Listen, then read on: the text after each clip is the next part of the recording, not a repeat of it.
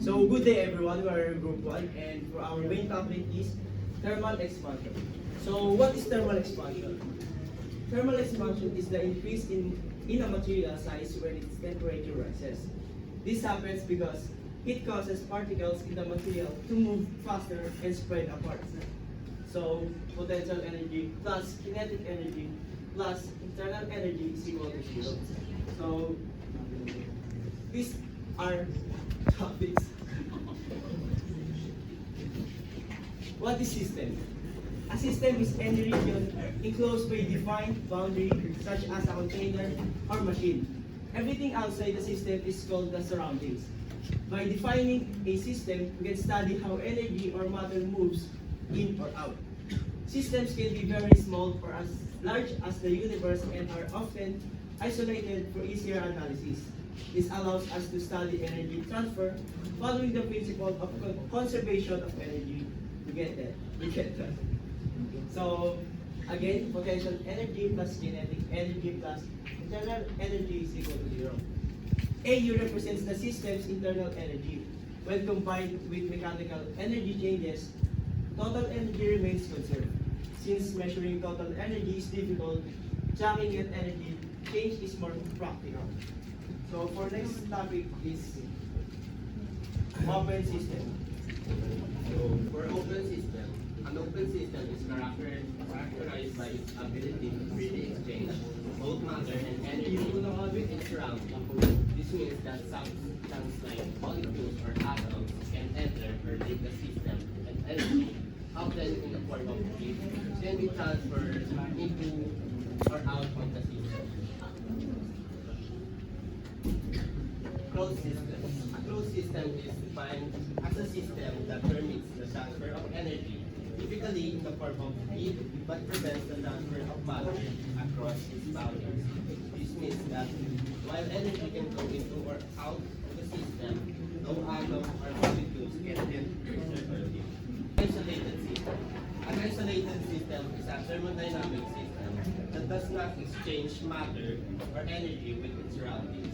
This means that there is no transfer of heat, work, or mass across the system boundaries. It's a completely self-contained system. Okay, next is the internal energy. First, let's talk about what is internal energy. Internal energy refers to the total energy contained within a substance. And it is made up of two components. So, in a simple terms, internal energy is the total energy contained or stored in a substance. Next is the kinetic energy. The kinetic energy of particles due to their motion. The kinetic energy is between one object to another object. It's like moving and force. Next is the potential energy from the forces of interaction between the particles.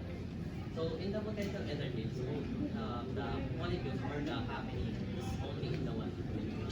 For example, in the glass of water. No one can say whether it has a kinetic energy because we don't know whether it is moving or not. And we can also say that there's also potential energy. Next is the macroscopic. Macroscopic energy is the energy that we can see like an object moving or being lifted if something is still and on the ground. It has no macroscopic kinetic or potential energy. So in macroscopic, it's something that we can see outside or we can see using our eyes only. Next is the microscopic energy. It comes from the tiny particles inside the matter. These particles are always moving and interacting even if the object looks still. This motion is called an internal energy.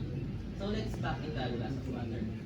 Well, there is no actually kinetic energy, but there is a microscopic energy where the molecules is moving inside the water or inside the glass of water. Next is the molecular motion, internal energy. Matter is made of molecules that are constantly moving, even when the solid. This movement gives them kinetic energy. Molecules in solid vibrate in fixed positions. Liquids move more freely but stay close together. Gases move rapidly and randomly, colliding with each other and the container moves. This random molecular motion is what we call an internal energy. The faster the molecules move, the higher the internal energy. And this is the example. The The example on the left is the crystal is solid. As you can see, the molecules is compact or dikit-dikit siya. Next is the liquid. Medyo dikit-dikit siya, but nakakagalaw sila ng freely. Next is ito naman gas. Wala silang pakailan, basta gumagalaw lang sila. So, good morning. I'm going to talk about mechanism of heat transfer. So what is heat transfer? Heat transfer is heat always moves from something hot to something cold. This moment called heat transfer. We see this every day, for example, cooking and even feel the sun. So we have three types of heat transfer: conduction, convection, radiation. I'm going to talk about conduction, convection, and Dustin will talk about radiation. So first of conduction. Conduction is the transfer of heat through direct contact between materials without the movement of material itself. For example,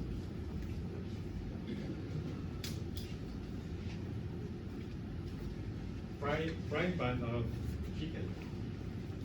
First, the fire will heat up the pan itself. Then, the molecular level is coming from this particle, gets greasy, then pass through two molecule, three molecule, and so on and so forth. Convection, the transfer of heat by the movement of fluids, liquids, or gases caused by the temperature differences. So, in the visual, we have a boiling pot. This boiling pot has the phenomenon of called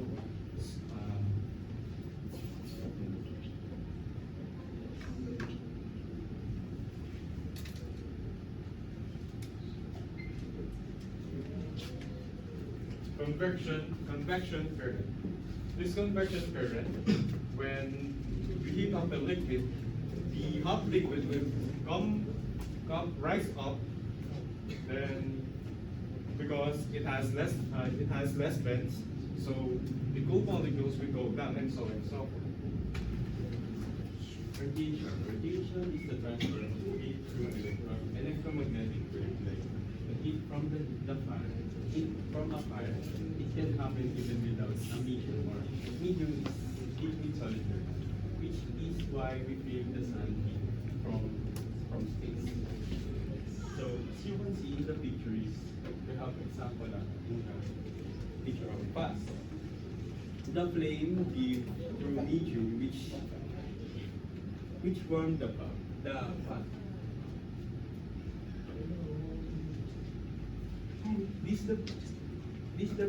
This the same principle is used in microwave, heat lamp, and even sun heat and star planet. Radiation plays in a major in everyday life and technology, and it is important to understand how it works. Next. So first, what is thermal energy? It is defined as the energy due to the random motion of the molecules of the substance. It is the kinetic energy, which is sometimes interchangeable with heat.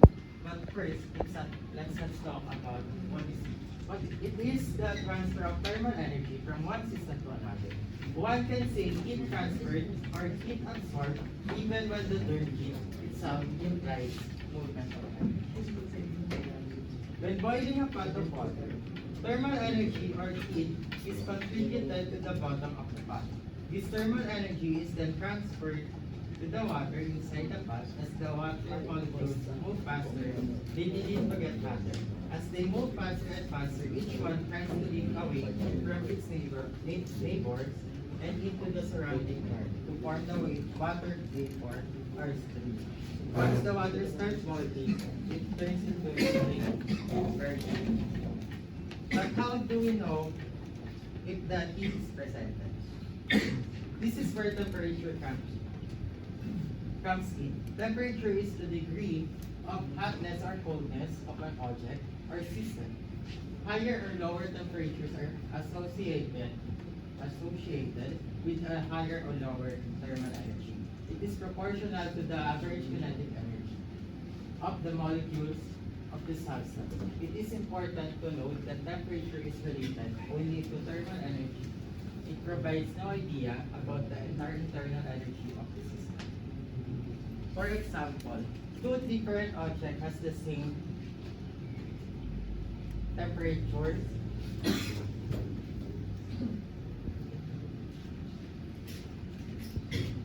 Two different objects having the same temperature certainly have the same kinetic energy. Like this, the pot of water and the iron have both 30 degrees Celsius. The relationship between temperature and average kinetic energy of the molecule is not in any way affected by the nature of the substance.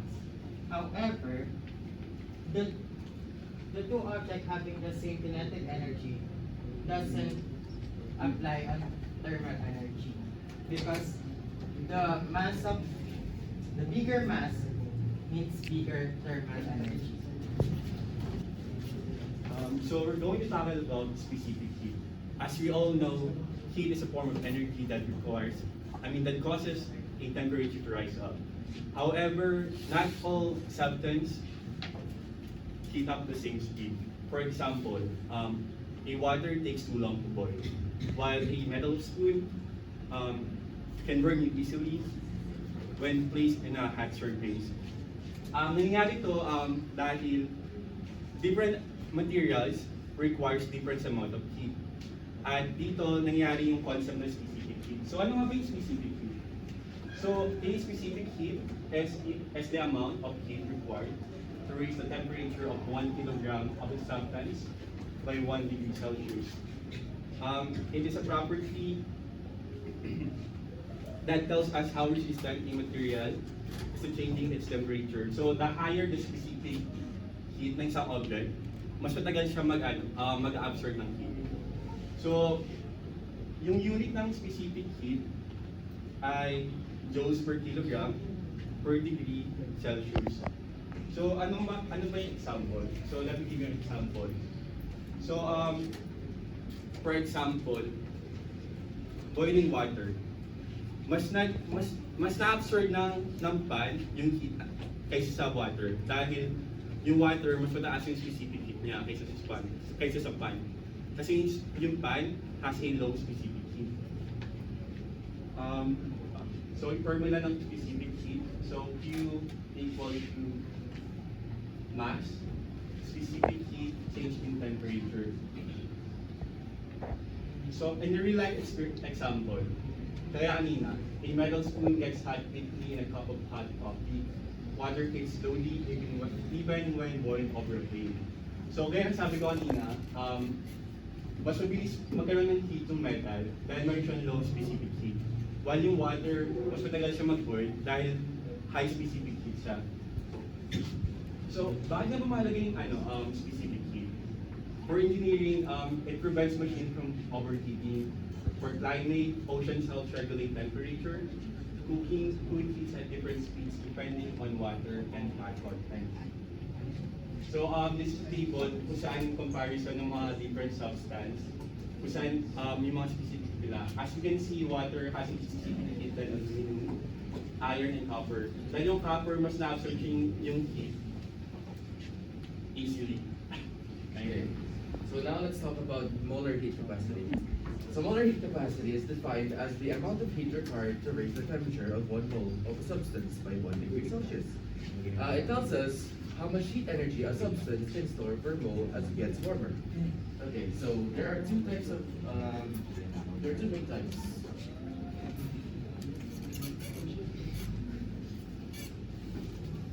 Wait lang guys.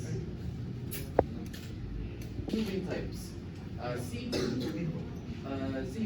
at a constant volume, it is usually when the volume stays the same, like in a sealed container.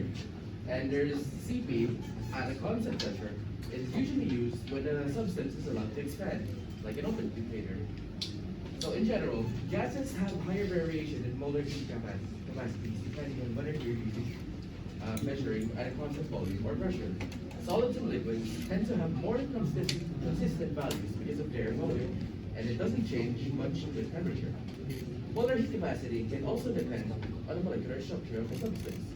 Simple molecules like helium have lower heat capacities, and more complex molecules can store more energy in many different ways, via vibration, rotation, and etc.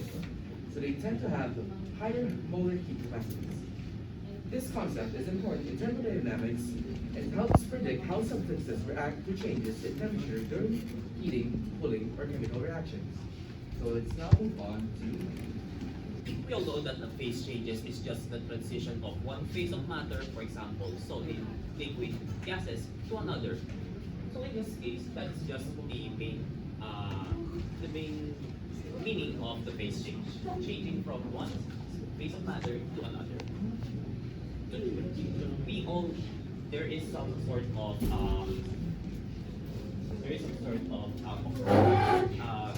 formula when using determining how much heat is required to change one phase of matter to another. But first, let's talk about what specific type of heat is required per unit mass to change one phase of matter to another. So for heat fusion, it is typically from changing a solid state of matter to a liquid state of matter. Vaporization, we all know, is just from a liquid state of matter to gas state of matter. Sublimation is usually from a solid state of matter changing to a gas state of matter, and combustion is just releasing energy, releasing more heat in it. So we use the formula Q, which is the amount of heat or heat quantity, which was already discussed earlier, is equals to the ML, or whichever is used on this heat required per unit mass. M is usually the mass of the object. It can be used as kilograms, it can be used as moles, or it can be used as pounds. It usually means the mass. Next, let's talk about the kinds of thermal expansion. So the kinds of thermal expansion, one being linear expansion and the other one being volumetric expansion. So let's first go through what is thermal expansion. So thermal expansion is the tendency of material to expand in size when temperature is increased. This is due to the molecules or the atoms in an object gaining energy. Thus, the atoms vibrate rapidly and move apart slightly. This will increase its volume. So this can happen in solids, liquids, and gases, and is an important consideration in the field of engineering, as it can lead to or prevent damages and malfunctions due to temperature changes. Now I would like to call upon my colleagues to go through the linear expansion. So what we call linear expansion, it is increase in the length of a solid substance when it is heated. It is directly proportional to its original length, and the change in temperature it is called coefficient of the expansion. So what we have on the picture, we have the shorter cylinder, and the second one is the longer cylinder. The shorter cylinder, it represents the solid substance at its initial temperature, denoted as the initial temperature. Its original length are called as length. While the longer cylinder, it represents the same solid substance after it's reheated, resulting in a new temperature, or what we call in the formula, the temperature plus delta temperature. As we can observe, that its length has been increased. The additional length gained due to its heating, clearly marked as the delta length.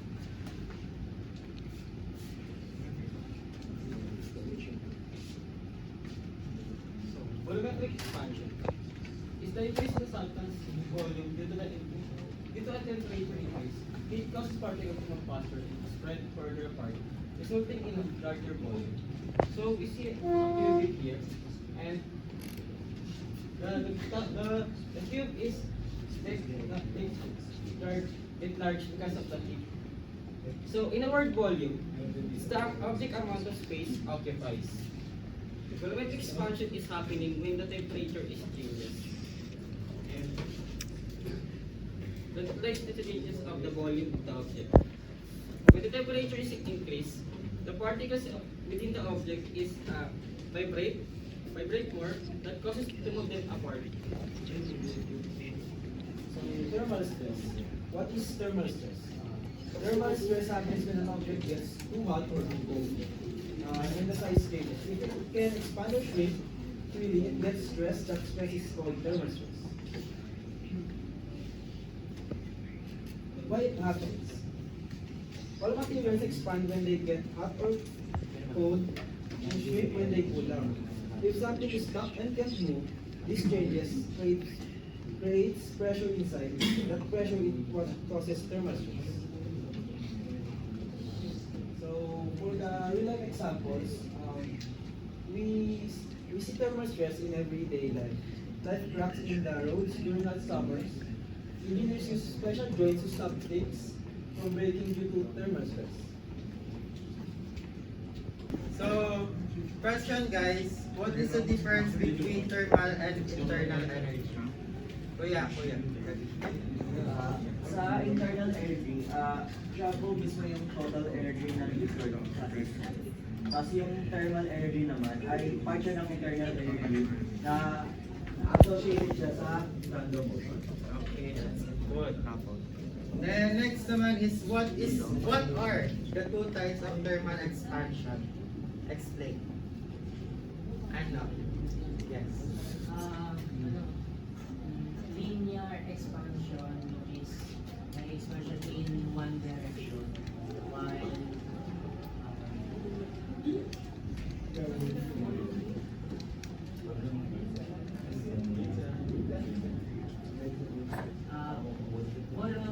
volumetric expansion is